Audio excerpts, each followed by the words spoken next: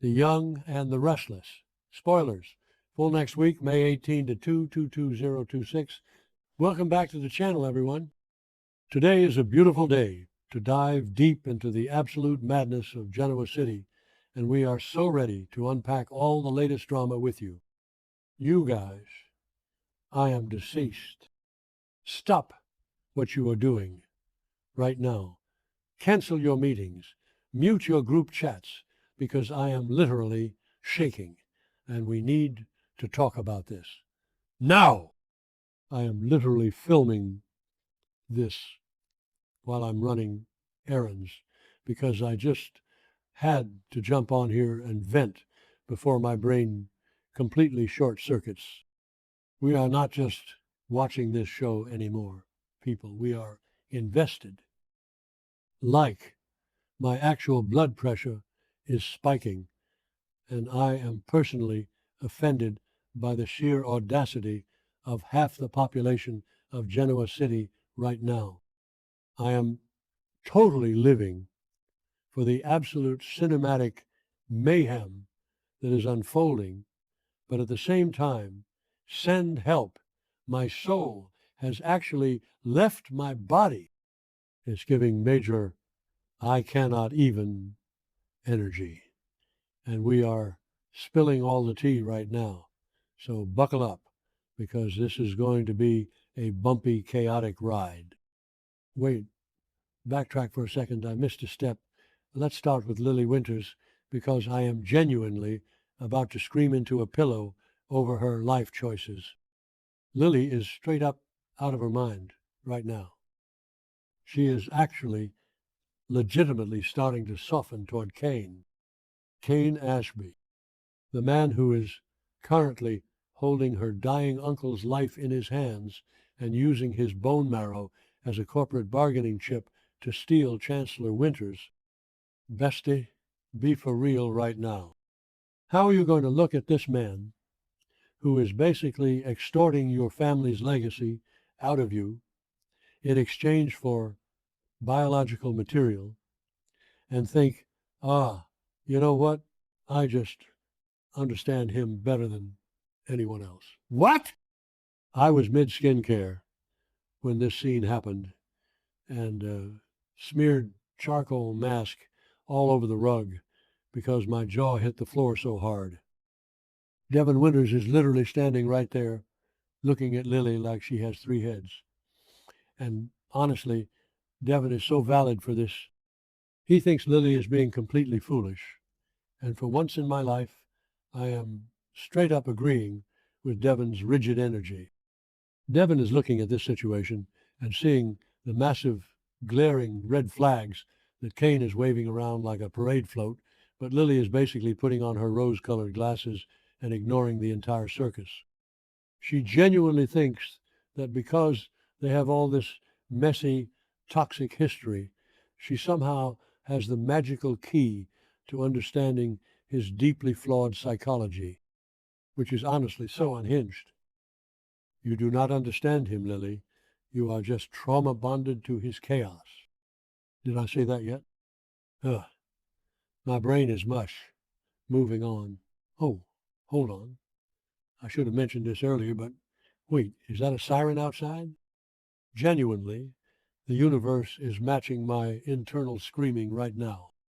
Anyway, the aesthetics of this whole situation are just so dark, but we have to pivot to the absolute psychological masterpiece that is the Newman family right now.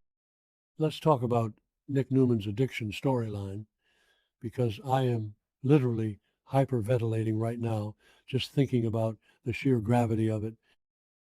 Adam Newman, who, let's be honest, we all have extremely complicated feelings about, actually did the unthinkable and snitched to Victor Newman about Nick's escalating drug use. Adam basically walked right into the lion's den and was like, hey, Dad, the golden boy is spiraling into the abyss, and don't even get me started on the vibes in that room. The tension was so thick you could cut it with a chainsaw. So what does Victor do? Does he offer a warm paternal hug? Absolutely not. Victor decides to drop the most brutal, unforgiving, tough love ultimatum in the history of television. He basically looks Nick dead in the eye and tells him he has two choices: go to rehab immediately or get completely cut off and exiled from the entire Newman family. Boom. Just like that.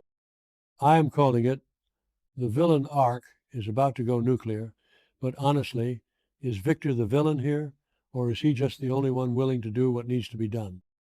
Nick is sweating, tweaking, and absolutely buckling under the weight of Victor's judgment. And what does Nick do? He tries to deflect. He tries to use Matt Clark as a human shield for his own terrible choices. Nick is sitting there, visibly falling apart, and he starts whining, "But Dad, Matt Clark is still out there. He's a threat. I have to protect the family." And Victor, oh my God, you guys, Victor didn't even blink. He just stared Nick down with those terrifying cold eyes and calmly stated that he has already handled Matt. He handled him. What does that even mean? Did he lock him in another basement? Did he pay someone off? The sheer unadulterated power of Victor casually dropping that he neutralized a psychotic threat between his morning espresso and his afternoon board meeting is why this show is a high-octane psychological masterpiece. I literally had to yeet my phone across the room when he said that. Wait, I'm glitching. Okay, back to the main event. Because, speaking of Matt Clark, we need to dissect the absolute circus happening with his so-called amnesia. This man is officially on my do not perceive list.